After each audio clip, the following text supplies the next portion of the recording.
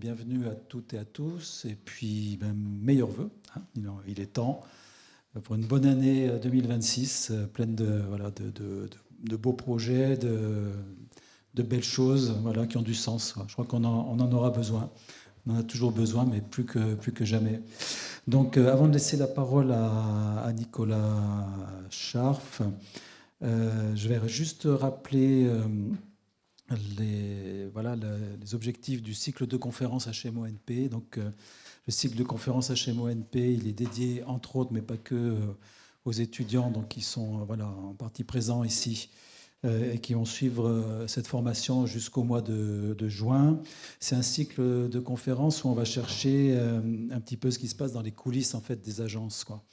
À travers le projet, qu'est-ce que pour une agence, qu'est-ce que pour une structure, qu'est-ce que peut être la qualité architecturale, voilà, ou les qualités architecturales, c'est variable effectivement en fonction des pratiques, et puis comment tenir le cap de la qualité, quels moyens on se donne, quelles difficultés auxquelles on peut être aussi confronté, c'est ça l'idée, c'est pas toujours tenir ce cap-là, c'est pas toujours facile. Donc il y a cette idée d'aller de l'autre côté du miroir, dans les coulisses, d'ouvrir un petit peu le capot du moteur. Voilà. Et on compte sur vous aussi pour ne pas hésiter à poser des questions et alimenter aussi le débat. Donc dans ce cycle de conférences, il y a plusieurs structures qui sont invitées. Donc ça peut aller de la toute petite agence avec des pratiques quasi artisanales en milieu rural profond, à des agences on va dire métropolitaines ou internationales. L'année dernière, on avait invité EJO, par exemple. Voilà. C'est allé jusqu'à MVRDV.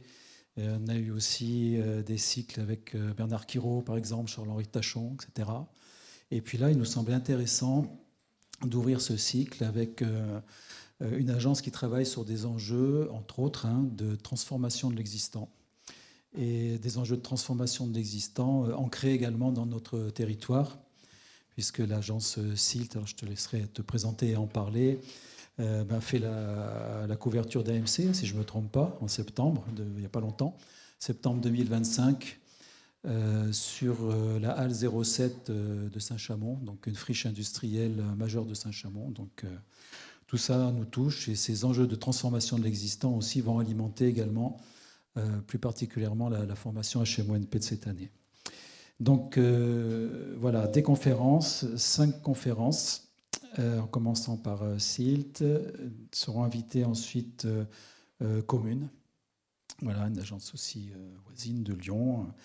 Ensuite Link, qui sera invité en mars. Voilà, je vous donnerai les dates, on les recommuniquera.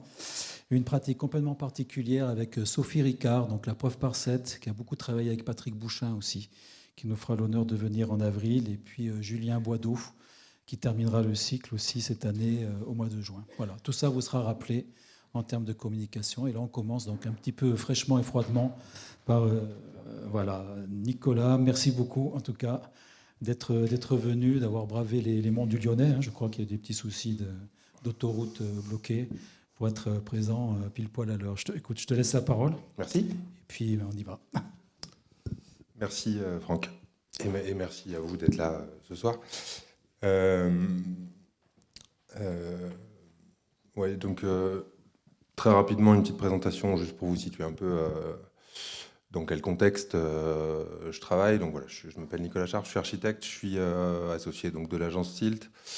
L'agence, c'est une agence d'une petite vingtaine de personnes qui travaillent depuis une grosse dizaine d'années sur des sujets très variés qui vont de la construction neuve à la réhabilitation et sur des thématiques qui sont toujours assez diverses, notamment parce que le sujet principal sur lequel on travaille, c'est la réhabilitation, et la réhabilitation nous donne accès à tout un tas de sujets.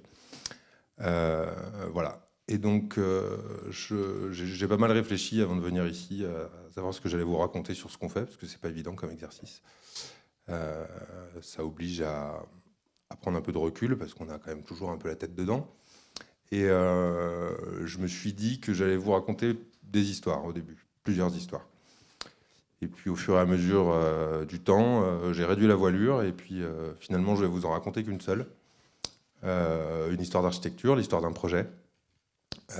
C'est une histoire que je trouve assez intéressante parce que, vous le verrez, elle, elle pose beaucoup de questions, pas seulement sur l'architecture, mais sur ce que ça veut dire de pratiquer ce métier, sur le positionnement qu'on doit ou qu'on peut avoir vis-à-vis de situations, vous le verrez, un peu complexes, comment on réagit vis-à-vis d'une commande avec laquelle on n'est pas toujours d'accord, comment on arrive à tirer un fil et comment on arrive à faire émerger un projet euh, dans des conditions qui ne sont pas tout à fait celles qu'on imagine. Voilà, donc évidemment, je vais vous présenter un projet, mais ce que je trouvais intéressant, c'était de vous raconter comment ce projet, en 4 ans, il a fini par émerger et à quel point le résultat est surprenant par rapport à ce qu'on imaginait qu'on allait faire au début. Voilà, je trouve que dans le cadre de la HMO, c'est aussi intéressant de rappeler que quand on est architecte, on dessine, on conçoit, mais pas que. Et on s'occupe beaucoup d'emmener les gens quelque part. Voilà, c'est une histoire qui, moi, m'a posé beaucoup de questions. Elle m'en pose encore beaucoup. Et j'aimerais bien qu'elle vous en pose parce que je pense que c'est intéressant aussi de. Je suis toujours pas sûr que ce soit très bien ce qu'on a fait. Je vous laisserai euh, me donner votre avis. Mais voilà, je trouvais ça intéressant voilà, de raconter comment ça se déroule finalement un exercice de maîtrise d'œuvre plus qu'un exercice d'architecture à proprement parler. Mhm. Voilà. Donc, alors je suis désolé, cette histoire se passe pas dans la vallée du Gier, mais j'en ai d'autres, donc je pourrais revenir si vous voulez. On est à Gray. Gray, c'est une petite ville de Haute-Saône, une petite ville de 3500 habitants à l'est de Dijon. C'est une petite ville qui a, qui a eu une très belle vie au 19e siècle parce qu'elle était au bord de la Saône et c'était un haut lieu du négoce de vin. Voilà, puisque le, le commerce de vin se faisait beaucoup par voie fluviale à l'époque. Et donc c'est une ville qui est assez atypique parce que elle a un patrimoine architectural absolument incroyable et un patrimoine qui a été complètement abandonné au moment où le transport fluvial a vu son déclin arriver. Donc c'est une ville qui est un peu cabossée, que je trouve moi très touchante parce que j'y ai passé beaucoup de temps, mais qui fait un peu un drôle d'effet quand on la rencontre en tout cas. C'est une ville qui est très belle, mais qui est abîmée. Voilà. Et je commence par vous montrer cette image parce que vous commencez à voir émerger le principal personnage de mon histoire que vous voyez ici. Je ne sais pas si vous voyez ma souris. Oui. Vous distinguez une espèce de silhouette un peu étrange là. Et donc c'est mon héros, c'est le héros de mon histoire. Et ce bâtiment, donc on l'a rencontré en 2019. Il avait un peu changé de tête. Je vous le présente de manière plus contemporaine. On l'a rencontré dans le cadre d'une visite d'un appel d'offres. La ville de Gray lançait un marché de maîtrise d'œuvre pour réhabiliter ce bâtiment et en faire deux équipements euh, complémentaires mais dissociés, à savoir une école de musique d'une part et une halle couverte multifonction. Voilà, un grand volume qui pouvait destiner à faire des marchés de Noël, tout un tas de trucs. Euh, donc voilà comment on le rencontre, ce bâtiment. Première fois qu'on le voit, on est un peu surpris. C'est un bâtiment qui est très singulier parce qu'il a une silhouette étrange. Sa géométrie, elle est héritée d'un tracé parcellaire. C'est un plan qui est trapézoïdal, très étrange. Et surtout, donc, ce bâtiment est un très grand toit. C'est un bâtiment qui a été initialement construit pour être un entrepôt donc de vin. Donc c'est un bâtiment qui n'était absolument pas conçu pour que des gens vivent dedans. Donc c'est un bâtiment qui n'a pas de fenêtre, c'est un bâtiment qui est très fermé, qui est très introverti. Et je ne vous cache pas que tout de suite, quand on a commencé la visite, on était plusieurs équipes, tout le monde s'est dit, oula, qu'est-ce qu'on va faire? Deux équipements, deux ERP dans ce bâtiment, tout imbriqué au milieu d'un îlot. On a senti une forme de complexité Et au moment de la visite, c'est une complexité qui est un peu excitante, hein, je ne vous le cache pas, on s'est dit sacré challenge. Donc on visite et on rencontre ce rez-de-chaussée qui est un espace, je ne sais même pas comment le qualifier, qui a des restes de quelque chose et qui a en même temps pas vraiment d'âme. Et on monte un peu et puis on découvre ça au-dessus. Une magnifique charpente du 19e, début du 19e. Assez impressionnante par son dessin, par la grandeur des volumes qu'elle libère. Mais toujours pareil, on a du mal à se projeter dans la demande de la mairie. Il se trouve qu'on répond à cet appel d'offres et qu'on le gagne. Voilà, monsieur le maire, qui a l'honneur de nous informer que notre offre est retenue. Et donc, je précise que c'est des appels d'offres un peu particuliers. Quand on travaille en réhabilitation, c'est des appels d'offres souvent qui ne sont pas des concours. Donc, en fait, on gagne les marchés sans proposer de projet, souvent. C'est-à-dire qu'on fait des mémoires méthodologiques en expliquant qu'il n'y a vraiment que nous qui sommes qualifiés pour faire ça, ce qui est faux. En tout cas, on essaye de dire qu'on est les meilleurs et il se trouve que cette fois-là, ça a marché. Voilà. Donc, on est très contents. On a remporté ce marché, mais on n'a toujours pas fait de projet, donc on ne sait toujours pas comment on va le faire. Et je ne vous cache pas qu'on est un tout petit peu inquiet du résultat qui va pouvoir en sortir. Donc on commence à dessiner, on réfléchit, et puis donc voilà, nous à l'agence, on a une approche au départ qui est quand même très, très, très consciente des enjeux patrimoniaux. On cherche beaucoup à conserver, à donner à voir ce qui est là, à faire que le projet se glisse derrière plutôt que vienne devant. Et on se rend tout de suite compte que ce projet est très compliqué. Il est presque, le programme de la maîtrise d'ouvrage, il est presque antinomique avec ce que ce bâtiment peut offrir. On a plusieurs problèmes. Le premier, c'est qu'il n'y a pas de lumière et qu'on doit faire plein de salles de cours pour des jeunes enfants. Le second, c'est qu'on a une trame structurelle, je reviens un tout petit peu en arrière, qui est quand même assez serrée et qu'il est assez difficile d'imaginer. Voilà, dans le programme, on avait 2 salles de plus de 80 mètres carrés à faire. Ça sonnait un peu faux et en même temps, on était plein d'envie, plein d'énergie. Et donc on travaille, on gratte, on cherche. On finit par aboutir à une solution que je ne vais pas vraiment vous montrer parce que j'en suis pas absolument convaincu. Mais bon, on fait le travail. On arrive à faire un projet qui se faufile un peu, sachant qu'on est quand même au stade esquisse, donc c'est toujours des intentions plus qu'autre chose. Et en faisant ça, on sent bien qu'il y a plein de trucs qui ne vont pas marcher. Plein. On va avoir des problématiques de sécurité incendie, on va avoir des problématiques de structure. On sait qu'il y a énormément de problèmes qui vont arriver à nous. Mais bon, à cette époque-là, la mairie est très pressée, comme toutes les mairies. Il faut qu'on ait fini avant d'avoir commencé. Et donc, nous, on fait le job parce qu'il faut qu'on soit payé à un moment. Donc, on présente cette esquisse qui n'est pas absolument satisfaisante, mais qui propose quand même une forme de réponse.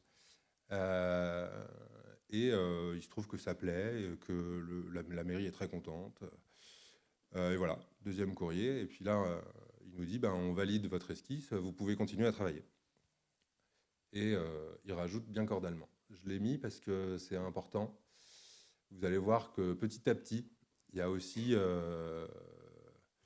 une forme de, comment appeler ça, presque d'amitié qui va se construire avec les gens pour qui on travaille. Et c'est quelque chose qui est très important aussi.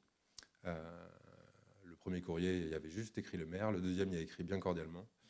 Et le troisième, il y a écrit bien à vous, je crois. Je ne l'ai pas mis. Mais c'est important aussi de s'arrêter là-dessus parce que ça fait vraiment partie de notre métier d'arriver à emmener les gens sans réserve vers là où on a envie d'aller, pour le bien du projet évidemment. Donc notre esquisse est validée, il faut qu'on fasse en sorte que ça marche maintenant. Donc arrive le moment qu'on attendait tous. On avait lancé des diagnostics, un diagnostic structurel pour savoir si la charpente était en bon état. On avait une vague idée, mais il fallait quand même qu'un ingénieur nous le dise. Un diagnostic sanitaire, on a fait tester les capacités portantes de la structure. Et voilà à peu près en rouge ce qu'il n'était pas possible de conserver et en bleu ce qu'on pouvait garder. On le sentait venir, comme je le disais, mais on a pris un coup parce que, en fait, dès qu'on a commencé nos études d'avant-projet, on s'est rendu compte que vraiment, déjà que le projet était un peu, on va dire, tiré par les cheveux. Là, on se rend compte que, en fait, si on veut le faire, il faut quasiment tout casser.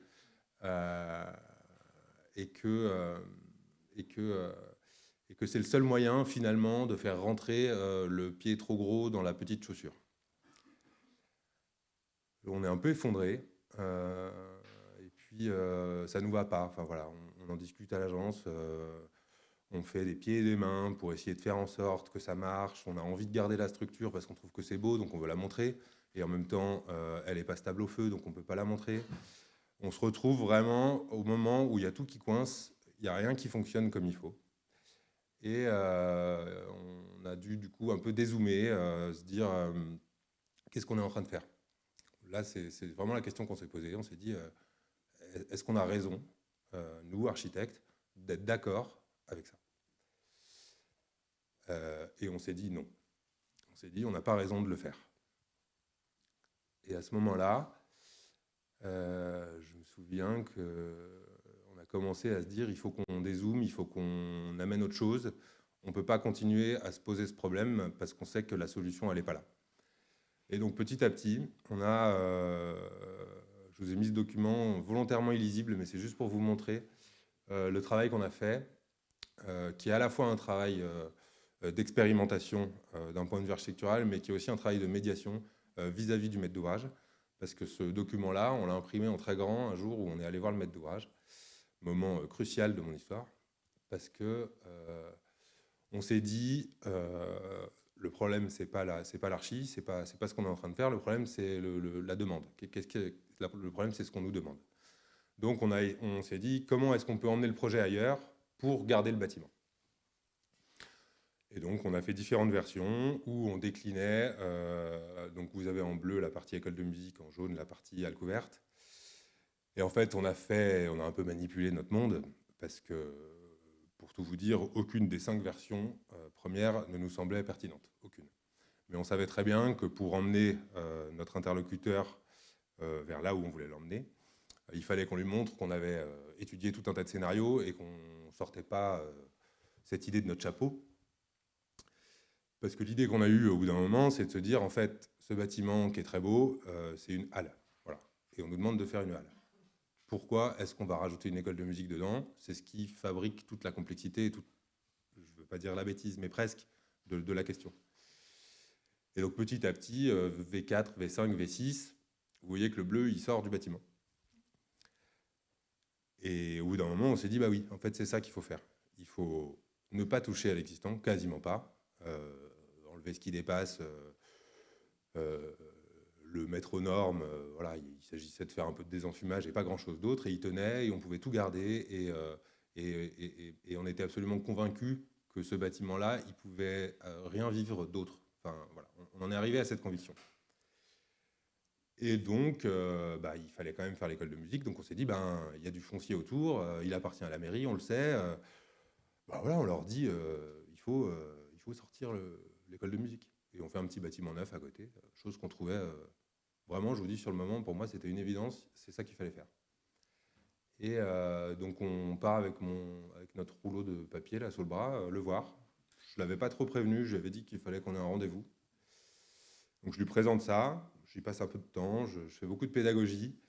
Et je finis par lui dire, bah voilà, moi je suis convaincu, Guillaume, c'était Guillaume, que c'est la version 6 qu'il faut faire, que ça va faire du bien à l'îlot, parce qu'il y avait aussi une question urbaine, on pouvait raccrocher le projet à la ville un peu mieux, parce que c'est vrai que le bâtiment, il est un peu tout seul. Et puis ça se passe assez bien. Le mec me dit, ah merci, c'est vraiment sympa de nous dire ça. Et moi, je lui dis en même temps, vous savez que moi, je suis en train de prendre un gros risque parce que je suis gérant de l'agence. Et en vous disant que c'est la version 6 que je veux faire, je vous dis qu'il faut casser mon marché. Parce que les contours du projet de la version 6 sont tellement éloignés de la demande de départ qu'on s'exposait à un recours, on s'exposait au fait que le marché soit cassé. Et donc moi, je le savais, hein, je ne l'ai pas appris sur place. Je dis voilà, moi en fait, je suis désolé, je ne peux pas faire ce que vous me demandez de faire, je n'y arrive pas. Je pense que c'est une bêtise. Je pense que la version 6 est une option, mais il y en a peut-être d'autres. Qu'est-ce qu'on fait? Et il me dit, bah, je suis vraiment content que vous m'ayez dit ça. Ça me rassure presque. Enfin, bon, moi, je sors de là, je me dis, ouais, super. Enfin, super. J'étais content pour le bâtiment, un peu moins pour l'agence, mais je savais, moi j'en avais parlé avec mes associés avant, on s'était dit, on prend le risque.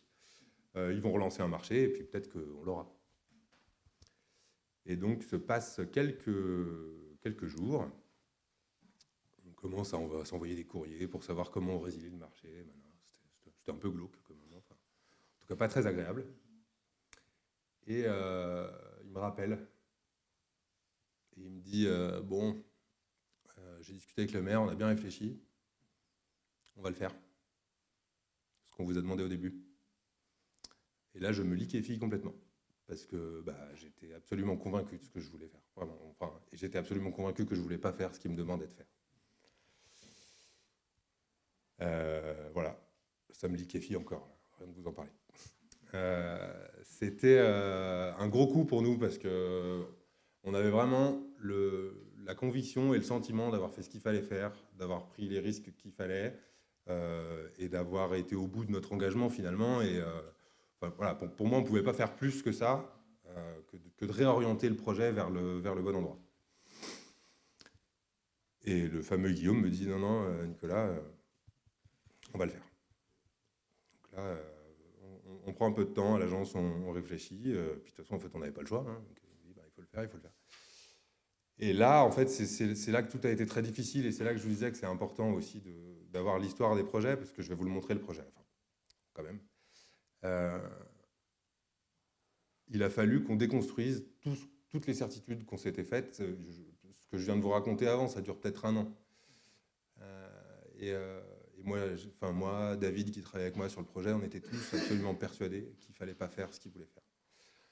Et donc là, on est, enfin, je ne vous le cache pas, complètement perdu. Qu'est-ce qu'on va faire? Et donc on recommence à dessiner. Et puis en fait, il y avait plein de réminiscences du projet d'avant. On a vachement de mal à se détacher de ce qu'on avait fait parce qu'on y croyait quand même un peu. On est paumé. Et puis du coup, là, on dézoome, on se dit, bon, de toute façon, il faut qu'on le fasse. Alors, pardon. Comment on va faire? On repart à zéro. Qu'est-ce que c'est que ce bâtiment? Qu'est-ce qu'on veut en faire? Qu'est-ce qu'on veut qu'il reste? Parce qu'on avait une nouvelle donnée, c'est qu'on savait qu'on pouvait quasiment rien garder. Et on s'est dit ça. On s'est dit, ce bâtiment, c'est un toit. C'est un toit dans la ville. Je ne vous l'ai pas montré, mais c'est un bâtiment qui est très visible depuis la ville haute. Grèce, c'est une ville qui monte. C'est un bâtiment qui est quasiment un des plus gros du centre-ville. Il est très présent. Et ce qui en fait la force et la singularité, parce qu'il n'est pas hyper sexy hein, au premier abord, c'est son toit et c'est sa silhouette très particulière qui raconte un héritage constructif, qui raconte un usage passé, qui raconte tout un tas de choses. Et on a fait ce travail-là pour se dire qu'est-ce qu'on veut garder en fait, parce qu'on sait qu'on ne va pas garder grand-chose de la matière. La matière, elle était condamnée, on le savait. Et en même temps, la demande qui nous était faite, c'était de faire une réhabilitation. Il ne nous a pas dit vous cassez tout, vous faites un bâtiment neuf. Donc on était dans cette silhouette. Et le périmètre de notre action, il n'avait pas changé, il ne s'était pas déplacé. Donc on s'est dit ça, on s'est dit le projet c'est un toit, le bâtiment existant c'est un toit, pardon, et il va falloir que le projet s'en saisisse. Et là on a fait un choix qui est le choix le plus important et le plus déterminant, hein, c'est de se dire, on a fait le deuil de la matière à ce moment-là, on a dit on ne gardera pas la charpente, on gardera peu de murs, on ne gardera pas la couverture qui est en très mauvais état. Tout ce qu'on peut garder, c'est un dessin, un volume et une présence dans la ville, un repère pour les gens, parce que c'est un bâtiment qui était très identifié aussi auprès des gens qui habitaient là. Donc l'exercice maintenant, c'est comment on reconstruit ce bâtiment, parce que vous allez voir que finalement, ce n'est pas une réhabilitation, c'est une reconstruction, et comment on le transforme pour qu'il corresponde vraiment à ce qu'on attend de lui demain, à savoir avoir des salles de musique qui soient très qualitatives d'un point de vue acoustique, avoir de la lumière naturelle partout, avoir des schémas de circulation qui fonctionnent bien. Voilà. Et en fait, quand on s'est dit ça, ça nous a un peu libérés. Et donc, on a fait le deuil de la matière et pris ce parti que vous voyez là, de dire, bon, bah, maintenant qu'on a l'opportunité de faire autre chose, finalement, maintenant qu'on est moins coincé par tout ce qu'on voulait garder, par tout l'affect qu'on avait pour le patrimoine, allons-y franchement. Et donc, on a décidé de tracer un axe au milieu du parallélépipède, du trapèze, pardon. En bleu, d'un côté, l'école de musique, qui bénéficiait d'une ambiance un peu plus intime, le long d'une venelle. Et au sud, en vert, la future halle couverte, qui, elle, avait une vraie possibilité de s'ouvrir sur un espace public à venir, on le savait, tout en gardant bien l'idée que l'accès principal au bâtiment se faisait par son pignon principal, historique, aussi pour garder une espèce de cohérence dans le fonctionnement urbain du bâtiment. Et c'est à partir de là qu'on a construit le projet que je vais vous montrer ensuite. Et c'est à partir de là que tout s'est déverrouillé. Alors, je ne vais pas vous dire que c'est à partir de là qu'on a été convaincu que c'était la bonne chose à faire. Je ne le suis toujours pas. Mais on l'a fait. Et je crois que ce qui s'est passé aussi, enfin, en tout cas pour moi, je ne sais pas pour les autres gens qui travaillent avec moi, mais pour moi, j'étais tellement pas sûr que je crois que je me suis juré ou en tout cas que je me suis dit qu'il fallait vraiment que ce soit génial. Parce qu'il fallait que toute cette destruction en vaille la peine. Enfin, je ne sais pas trop comment le dire, mais et j'ai l'impression que ça nous a un peu donné des ailes aussi pour la suite. Voilà, donc on rebosse, on dessine un nouveau projet. Donc vous voyez le plan ici, et c'est intéressant de voir ce qui est bleu et ce qui est noir. Vous comprenez assez facilement que ce qui est noir est ce qui reste. Tout le reste est neuf, tout est neuf, y compris la façade principale, parce qu'en plus d'avoir une structure très compliquée, le pignon historique, il avait un fruit de 60 cm sur la hauteur, donc il menaçait de s'écrouler. Et voilà, donc on se retrouve avec une espèce de figure comme ça, un plan dont on a hérité les contours de ce plan. On a hérité une demande avec laquelle on n'était pas d'accord. Et il a fallu quand même qu'on arrive à concevoir ce projet. L'avantage qu'on a eu à ce moment-là, c'est que du coup, tout devenait beaucoup plus évident pour nous, beaucoup plus simple. On arrivait à faire des pièces qui avaient des angles droits, on arrivait à trouver une forme de répétitivité, et on arrivait à libérer ce très bel espace de halle que vous verrez plus tard. Voilà, donc c'est un projet qui est extrêmement simple dans la manière dont il est conçu. Dans cette partie-là, donc la partie école de musique avec un accueil, une salle des profs, un bureau de direction, des petites salles de cours, une grande salle de piano, un noyau central qui accueille une petite kitchenette, un ascenseur et 2 sanitaires, et puis un seul escalier, parce que du coup, finalement, on a réussi à faire un bâtiment qui avait qu'un seul niveau, parce que le programme en tant que tel, il n'était pas immense, il rentrait assez facilement dans l'épure de ce bâtiment. Et donc ce plan, évidemment, il a son pendant en coupe. La voici. Et donc, voilà, ce que je trouve hyper intéressant là-dedans, c'est une coupe qui est étrange, que j'aurais jamais dessiné. Jamais. Je le sais. J'aurais jamais dessiné ce toit, j'aurais jamais dessiné ce plan, jamais, jamais. Mais il fallait le faire.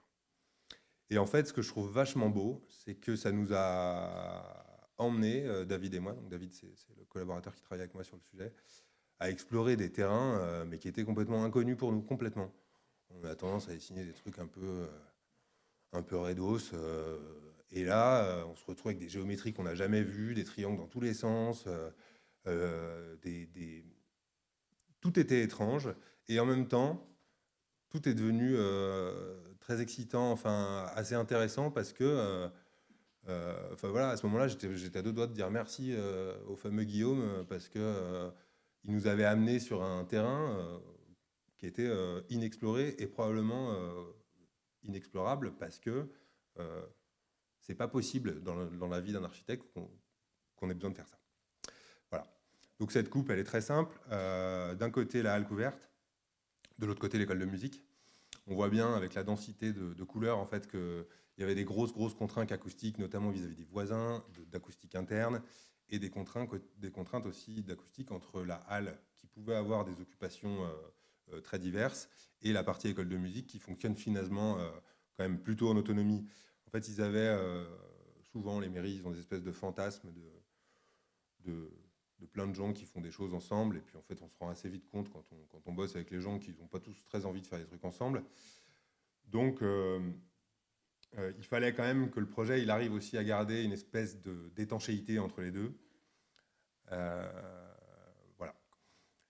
Et vous voyez aussi donc sur ce dessin le dessin de charpente qu'on a inventé pour l'occasion. Pareil, un dessin qu'on n'aurait jamais imaginé envisager. Mais donc on a ce double triangle qui se développe avec d'un côté notre école de musique, de l'autre côté la halle. Un espèce de très grand volume. Il faut savoir qu'il y a 17 mètres sous le faîtage, il me semble. Voilà, et donc petit à petit, à force de travail, à force de réfléchir ensemble, on arrive à cette solution dont on est, au bout du compte, absolument convaincu. C'est ça qui est dingue, c'est qu'il y a un quart d'heure, je vous ai dit que j'étais absolument convaincu qu'il ne fallait pas le faire. Et on l'a fait. On fait des études, ça se passe très bien après. Ça se passe très bien. En fait, ce qui est assez drôle aussi, c'est que j'étais tellement démoli quand le mec m'a dit qu'il fallait qu'on le fasse, que quand on est arrivé présenter le truc en étant content, il a fait « Ah bon, mais vous êtes content en fait ?» Et on fait « Bah oui, un peu content. » Et donc les études se passent très bien. Bon, j'avais quand même que je le dise, au moment où on a dit bon bah d'accord, on va le faire, j'avais dit par contre, je suis désolé, je pense que ça va coûter un peu plus cher que ce que vous pensez. Et c'est une maîtrise d'ouvrage qui avait quand même l'intelligence de ne pas tout faire reposer sur les archis, ce qui arrive parfois. Et ils ont dit bah oui, j'ai bien compris que ce qu'on vous demande c'est pas possible. Si en plus je vous dis qu'il faut le faire sans argent, ça fait beaucoup. Et en fait, ça a été une vraie opportunité pour nous parce que au final, on s'est retrouvé à devoir dessiner un projet où il n'y a pas beaucoup de surface, beaucoup de volume, mais pas beaucoup de surface, avec un budget qui était très confortable. Voilà. Donc après, on peut toujours se poser la question, est-ce que c'est bien de dépenser l'argent public comme ça? Je ne sais pas. Mais on l'a fait. Voilà. Et puis un jour, on fait le chantier. Donc je suis obligé de vous montrer cette photo parce qu'elle dit tout ce que je vous raconte depuis tout à l'heure. On a fait ça. On a tout cassé. Tout. Et là, encore, ça va. Après, c'était ça. Voilà. Et je ne vous casse pas que le jour de la visite de chantier, là, ce jour-là, je faisais pas bien le malin. Et j'étais encore en train de me dire, mais qu'est-ce qu'on est en train de faire? On a tout foutu par terre. Il n'y a plus rien, il restait 3 murs. Rien d'autre. Et bon, on continue. Les gens sont contents. Nous, on ne sait pas, mais on y va. Et puis, petit à petit, il commence à revenir le bâtiment. Donc là, ça allait un peu mieux. Je ne vous cache pas que le début du chantier, vraiment, on avait fait mettre des palissades opaques pour que les gens ne voient pas ce qu'on était en train de faire quand même. Voilà, puis donc c'est un chantier finalement assez beau parce que, je sais pas, ce projet, il a suscité beaucoup d'envie, de qualité, de la part de tous les intervenants. Ça a été une aventure humaine assez incroyable. C'est un chantier qui a duré 2 ans, hein, très compliqué. Enfin, 2 ans, c'est pas énorme, mais pour un truc de cette taille-là, c'est quand même beaucoup. Et en fait, c'était tellement extraordinaire, je vais dire, pour tout le monde de faire ça. Les gens, ils comprenaient pas vraiment ce qu'on était en train de faire, mais moi, je travaillais, je faisais beaucoup de pédagogie, j'essayais d'expliquer pourquoi on fait ça, pourquoi on veut garder le bâtiment, pourquoi on veut le ramener dans la ville.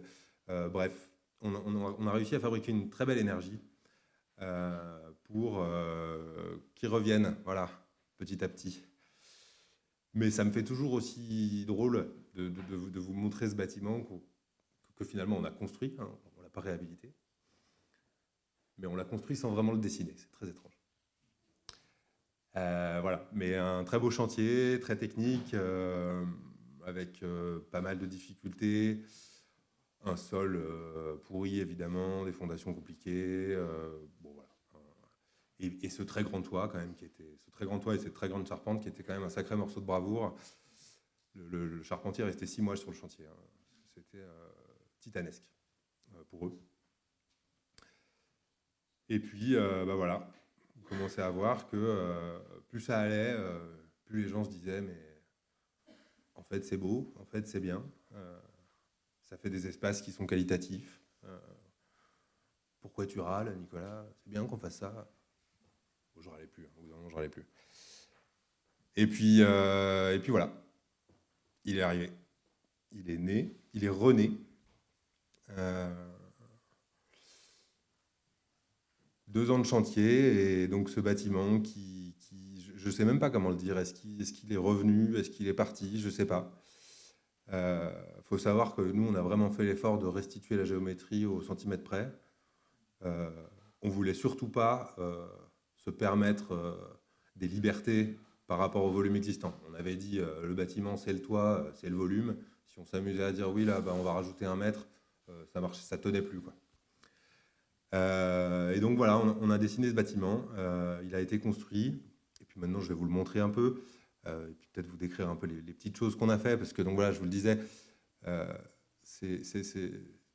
cette maîtrise d'ouvrage, elle a eu le défaut de persister, enfin je le crois toujours, je reste convaincu qu'une réhabilitation beaucoup plus sobre, beaucoup plus simple, euh, d'une halle en halle aurait été la réponse. Mais ils nous ont vraiment suivis dans toutes nos ambitions de qualité. C'est-à-dire c'est un projet sur lequel on a fait 0 concession. Il n'y a pas un bout de plastique. On a vraiment aussi voulu un peu rendre hommage à ce patrimoine qu'on détruisait en faisant quelque chose de très qualitatif, de très noble. Voilà, donc avec cette grande toiture en tuiles écailles, petits moules. Euh, et, euh, et, euh, et ces façades restituées, voilà, la seule peut-être audace qu'on s'est permis, c'est donc ce grand vitrage qui n'était pas du tout là et qui n'est pas historique. Mais voilà. Donc on se retrouve avec un bâtiment qui est finalement assez sobre dans son expression, enduit comme il l'avait été. Euh, et là où je suis assez content, et je crois que c'est là que l'exercice était le plus dur, je vous montre cette façade-là. C'est d'avoir réussi à faire entrer de la lumière sans mettre des Velux de partout, parce que je ne vous l'ai pas dit, mais la première esquisse, bah, évidemment, on faisait des fenêtres dans le toit, parce que c'était le seul moyen à l'époque. Et en fait, on a fini par créer en fait, ces 2 grands bandeaux vitrés de part et d'autre, qui permettent ici d'amener une lumière assez belle dans la halle couverte, et de l'autre côté, d'avoir des fenêtres qui sont à la taille de fenêtres d'école de musique. Voilà, donc c'est les seuls gestes qu'on a fait finalement, si on compare la volumétrie initiale à celle qu'on donne aujourd'hui. L'épure n'a pas bougé. La seule chose qu'on a fait, c'est ces 2 grands bandeaux qui permettent d'apporter de la lumière. Et vous devinez aussi une petite coquetterie en toiture, parce que un des trucs qu'on a dit aussi à la maîtrise d'ouvrage au moment où on avançait dans les études, c'est qu'on a dit cette grande halle, euh, elle est trop grande pour pouvoir être chauffée. Ça, ça impliquerait des coûts déraisonnables d'isolation. Ça aurait fait augmenter les sections de charpente pour pouvoir porter tout ça. Donc on a dit la halle, elle est tempérée. On prévoit un plancher chauffant si jamais un jour vous voulez la chauffer, mais on la sort des réglementations thermiques. Comme ça, on peut rester sur une expression aussi assez sobre et minimaliste à l'intérieur et s'éviter des kilomètres de doublage, ce qui, vous le verrez, a, a fait du bien au volume. Voilà. Et donc voilà, je disais, en fait, c'est un projet après dans lequel on a tricoté plein de choses, dont cette petite coquetterie, mais qui n'en est pas vraiment une. Je ne sais pas si vous vous souvenez, sur la première photo que je vous ai montrée de la charpente existante, il y avait des trous dans le toit. Et il y avait, au moment où on a visité, plein de petits raies de lumière qui traversaient ces trous.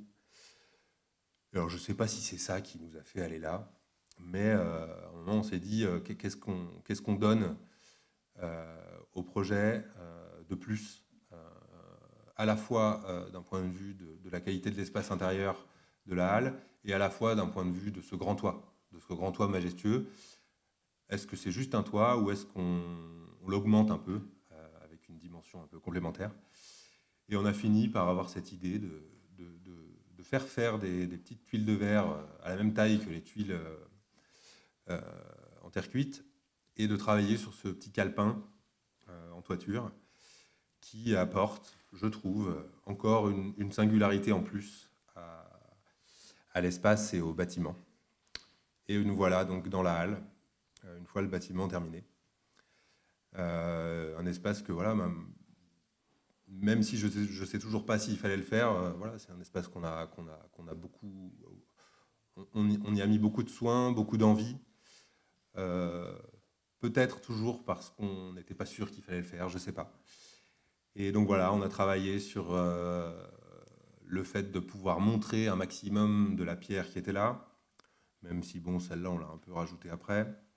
On a essayé d'être très sobre dans l'expression voilà, pour qu'il n'y ait que le volume qui parle ici.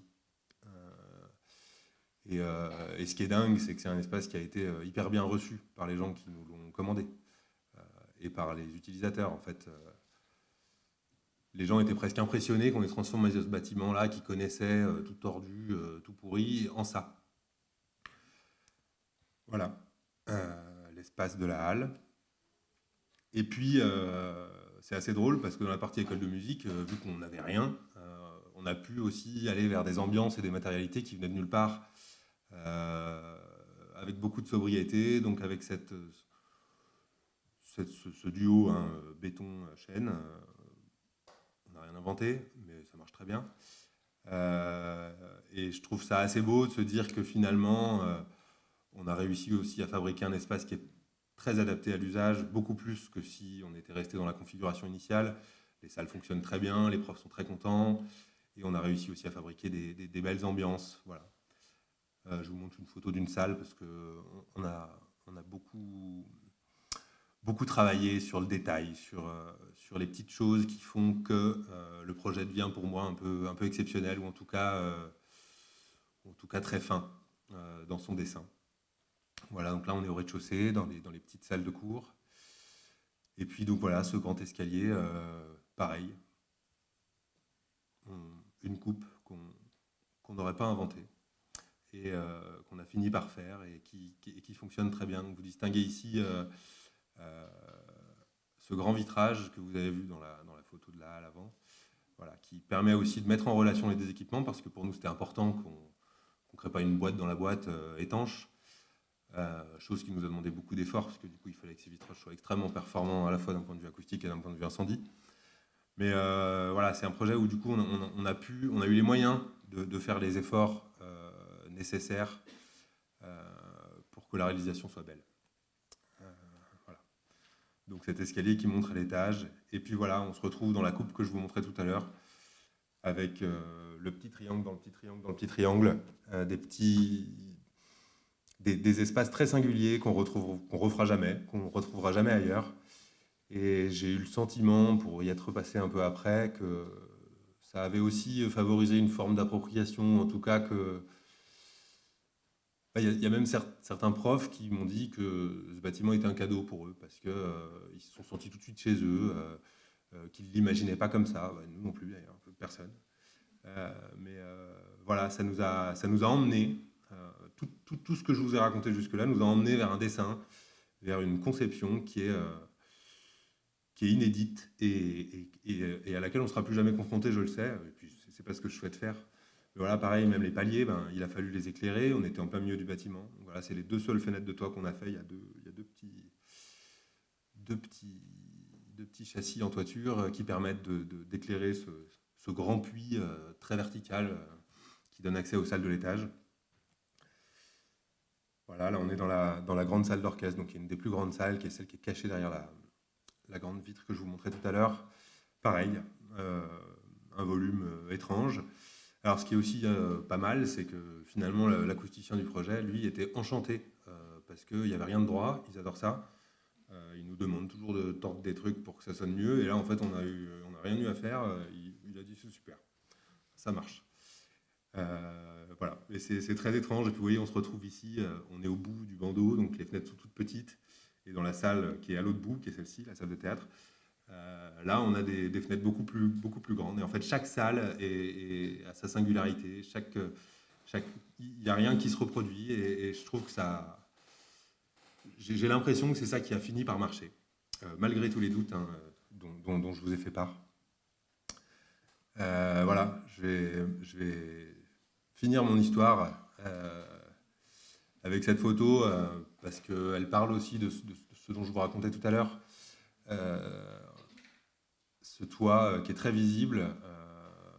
Voilà, je trouve que quand il s'éclaire la nuit, la coquetterie ne devient plus une coquetterie et c'était plus une manière aussi de faire briller ce bâtiment qui avait toujours été un peu derrière. Voilà, c'est un bâtiment qui est revenu dans une nouvelle peau, qui a un usage qui fonctionne bien, et je pense que c'est là la réussite du projet. Après, voilà, je trouvais ça vraiment intéressant de vous le montrer et de vous raconter toute son histoire, parce que c'est vrai que c'est un projet sur lequel on a un peu communiqué, et je pense que les gens n'imaginent pas ce que ça nous a coûté aussi à nous, architectes, de dire non, après de dire bon, bah oui. Je trouve que c'est là ce que je disais au début, comment on se positionne. Est-ce qu'on a eu raison? Je ne sais toujours pas si on a eu raison. D'un point de vue environnemental, non, c'est sûr. D'un point de vue patrimonial, je ne sais pas. C'est un gros pastiche. Est-ce que c'est bien? Je ne sais pas. En tout cas, il est là. Et je ne sais pas si vous l'avez senti, mais on a eu beaucoup de plaisir à le faire. C'est ça qui est aussi important. Moi, j'ai suivi le chantier tout seul. Et c'était une aventure extraordinaire. Et je pense que c'est aussi ça, faire notre métier. C'est aussi prendre part à des aventures, s'engager, avoir des convictions, mais être aussi capable d'écouter qu'il y a d'autres impératifs que les nôtres, en fait, souvent. Nous, on ne comprend pas toujours ce qui est en jeu d'un point de vue politique, on ne comprend pas toujours ce qui est en jeu, ce qui est attendu. Et ce projet-là, ça a été un vrai exercice pour nous, pour moi particulièrement, de remise en question. Est-ce qu'on a le droit de tout casser pour refaire? Je n'ai toujours pas la réponse. Mais voilà en tout cas l'histoire que je voulais vous raconter. Je ne sais pas si j'ai aucune idée de l'heure qu'il est.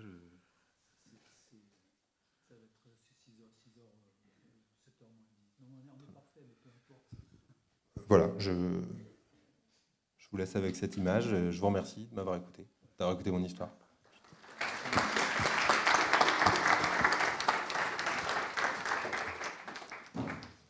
Merci beaucoup Nicolas.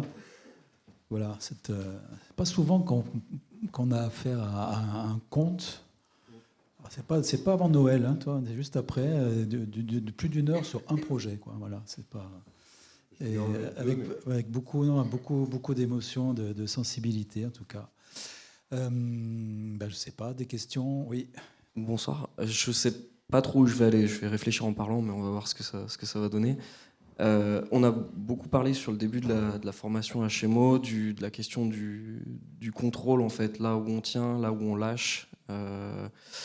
Et En fait, dans cette histoire, moi, il y a une petite partie qui me manque, c'est aussi la question de l'économie derrière. C'est-à-dire que c'est un projet dans une économie d'agence.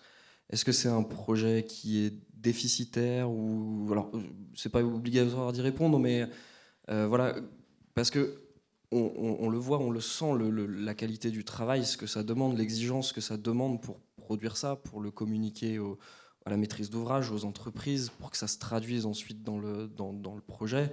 Il y a un nombre d'heures qui, je pense, est conséquent. Et ma grande interrogation, enfin, et dans le cadre de la HMO, c'est de se dire comment en fait on arrive à structurer une pratique qui permet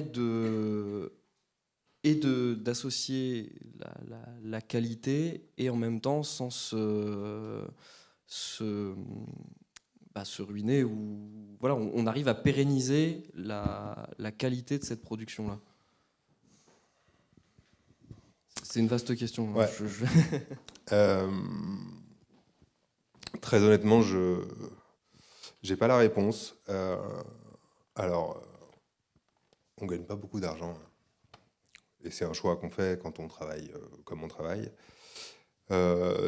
Encore plus sur ce genre d'opération, parce que donc c'est un marché à procédure adaptée où on est jugé sur nos honoraires, contrairement au concours où on est désigné lauréat avant de voir le prix qu'on coûte.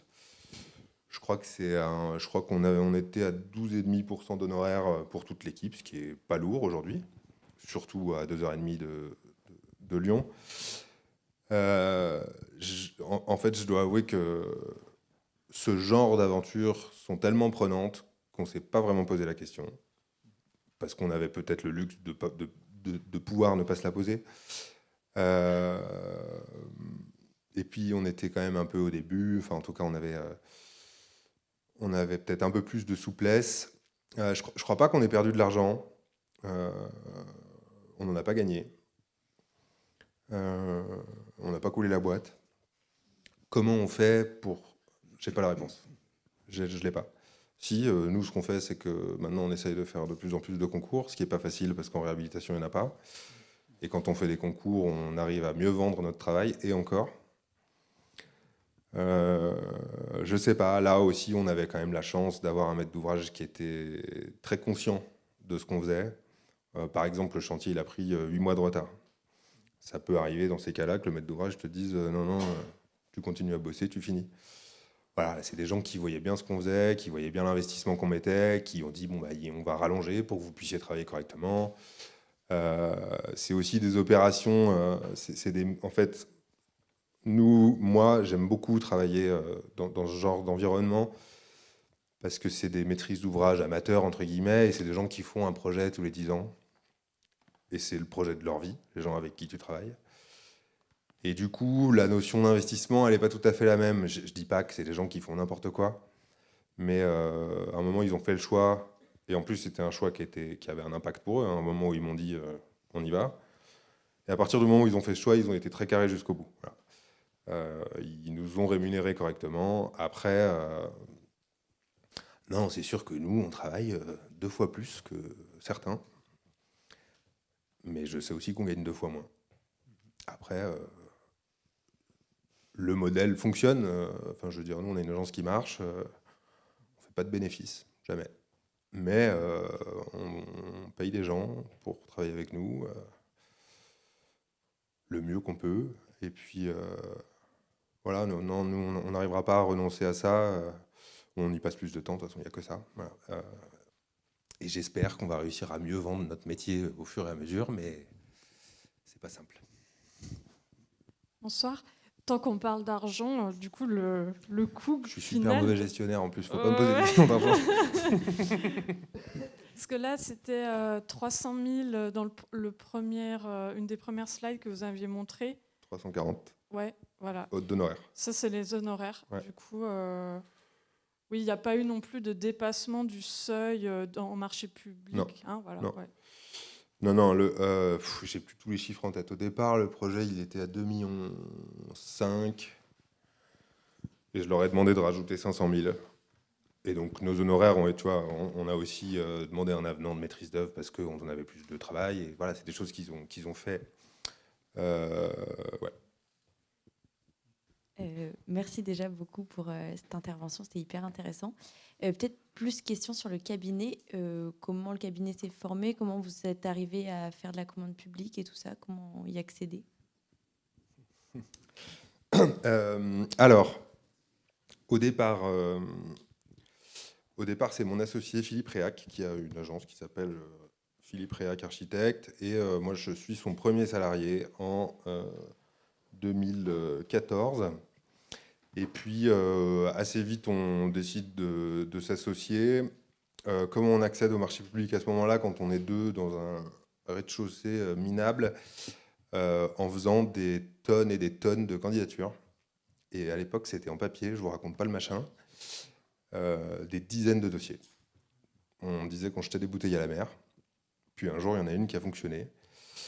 On ne sait pas trop comment. C'était pas ça. Un jour, ça marche. Voilà, on essaye de bien cibler. C'était pour faire une pépinière d'entreprise à Saint-Clair-de-la-Tour. Et on a gagné parce qu'on a dit, avant même d'avoir fait un projet, que c'était un projet qu'on allait faire en terre coulée, alors qu'on ne savait pas faire de terre coulée. Voilà. C'est comme ça qu'on a démarré, c'est comme ça qu'on a eu notre premier marché public. On l'a fait. Et puis après, en fait, il n'y a pas de secret, hein, on bosse, on essaye de bien bosser. Et puis, en fait, dès que tu commences à avoir une référence, les gens te regardent. C'est un système qui est un peu cruel. Mais voilà, en fait, il suffit d'avoir une photo de quelque chose que tu as fait pour que les choses commencent à aller mieux. Mais au départ, c'est beaucoup, beaucoup d'échecs. Mais je suis quand même convaincu que, à force de travail, ça marche toujours. Juste par curiosité, ça a pris combien de temps entre envoyer plein de bouteilles à la mer et avoir un... Ah, j'ai envoyé des bouteilles à la mer pendant 3 ans, moi. En plus, j'étais son salarié, s'il me faisait tout faire. 3 ans. Bonjour, merci pour votre histoire. Je reviens dessus. Tout à l'heure, vous parliez de la décision, que vous avez été obligé de continuer quand le projet, la version 6, n'a pas été accepté. Vous étiez pas vraiment obligé. Il aurait pu y avoir un abandon du contrat. Ouais. Je ne sais pas exactement comment ça se passe, ça. En fait, au moment où il m'a dit on y va, on continue, il m'a dit on continue avec toi. Tu me fais pas le coup de casser le marché. Donc, oui, bon. vous avez décidé. Est-ce qu'il y avait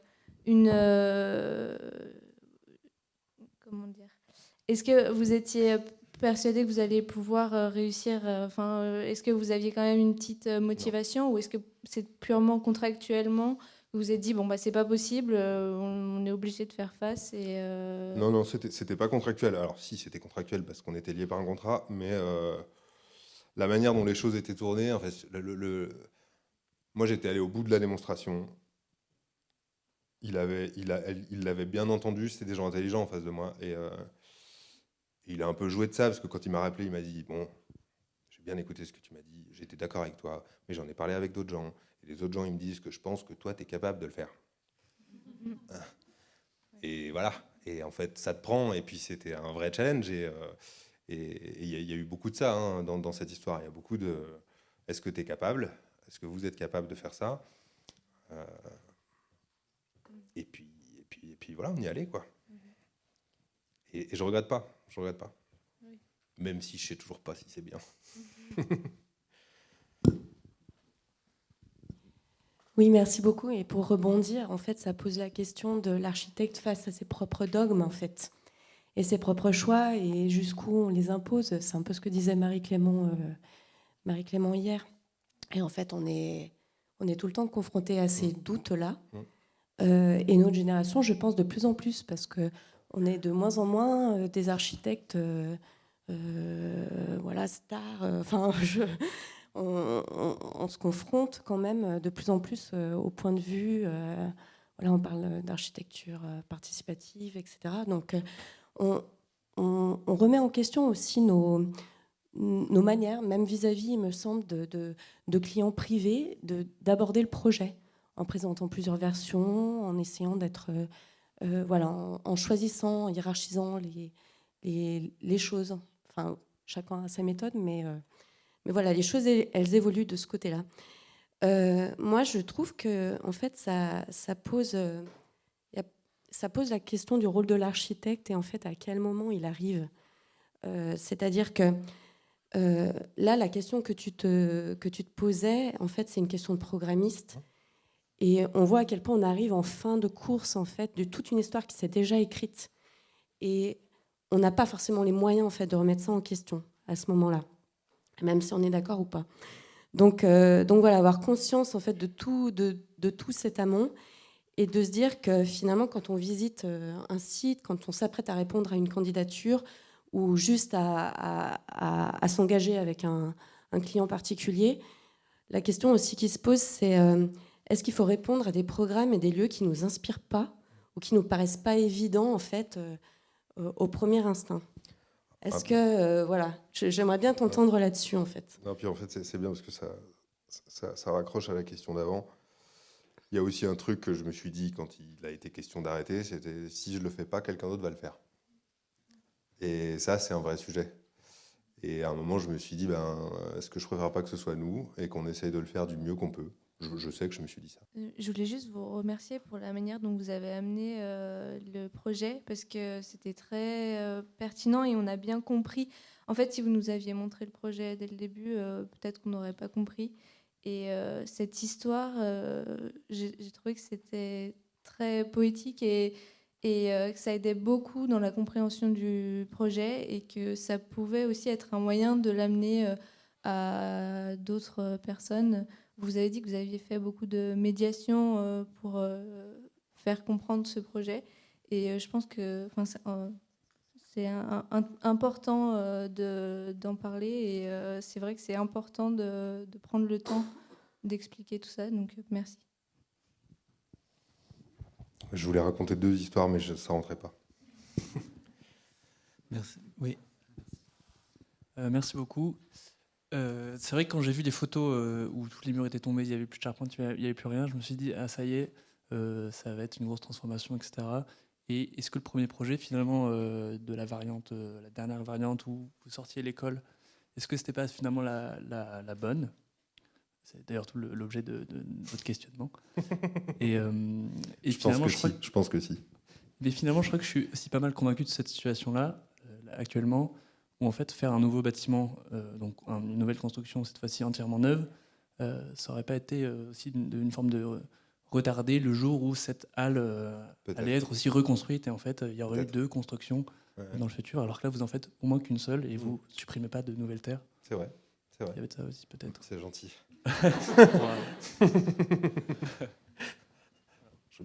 C'est super pour finir. Merci. Donc, ce projet, il fallait qu'il existe, quoi. Voilà. Ça, c'est clair. Je l'adore, j'en suis hyper fier. Oui.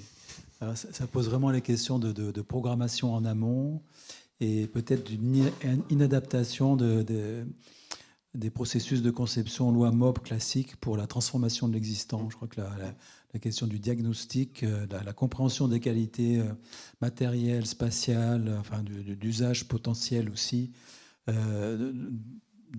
manifestement doivent conduire au projet à une programmation. Et on voit que quand la programmation elle est forcée quelque part, ça questionne. Donc ça a généré effectivement ce très beau bâtiment, mais quasi neuf, quoi. Enfin, reconstruit. Et alors, ton histoire me fait penser à une autre histoire que nous a racontée Stéphanie David Damas, qui a écrit un beau bouquin là, sur l'art d'accommoder les restes, sur une question du logement, avec une aventure assez similaire finalement, d'une friche industrielle sous forme de shed, comme ça, qui devait être réhabilitée, transformée en logement. Et au fur et à mesure des contraintes, de l'histoire aussi spécifique, on ne peut pas conserver ces sheds, la structure ne tient pas, elle n'est pas stable au feu, etc. Et finalement, il y a la conception d'un projet quasiment neuf qui reconstitue des sheds. Et elle a la même conclusion que toi. Si je n'avais pas été confronté à cet existant, Jamais je n'aurais pu imaginer un projet neuf pareil. Et finalement, il marche super bien.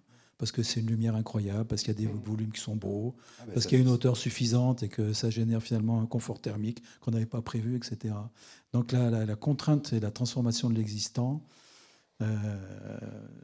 c'est quand même, c'est une source de créativité finalement incroyable, quoi.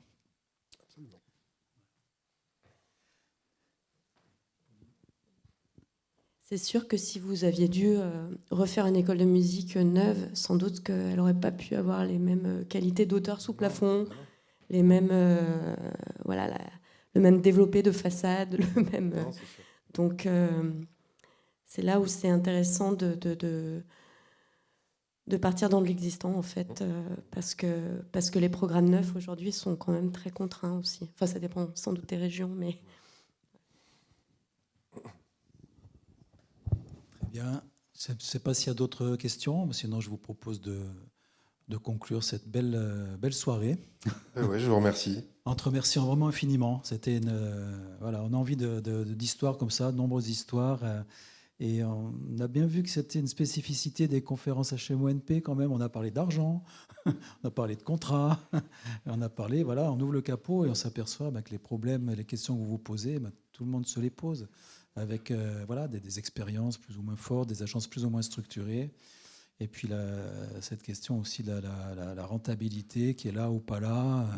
Bon, l'agence tourne. Nous, on a exactement les mêmes approches, les mêmes conclusions aussi. Il n'y a pas de bénéfice, il n'y a pas de bénéfice, mais on est dans un flux. Et à un moment donné, dans ce flux, il y a des opportunités de projets, de beaux projets qui peuvent avoir du sens. Et on y va, quoi.